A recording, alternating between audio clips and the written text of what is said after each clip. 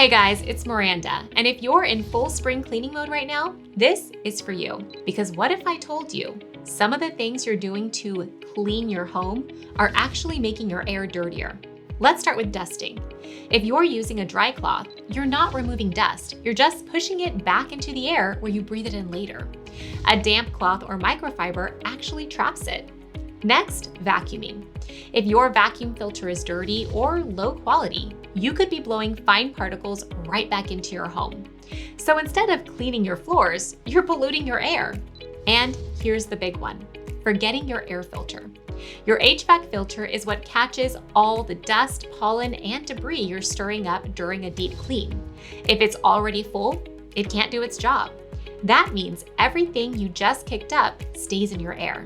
And one more thing people miss: opening windows during high pollen days. Sounds fresh, but you might be inviting allergens straight inside. So if you're cleaning your home this season, don't forget your air.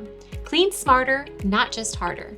If you found this helpful, let me know in the comments. What's one thing you always do during spring cleaning? See you in the next one on Simply Filters.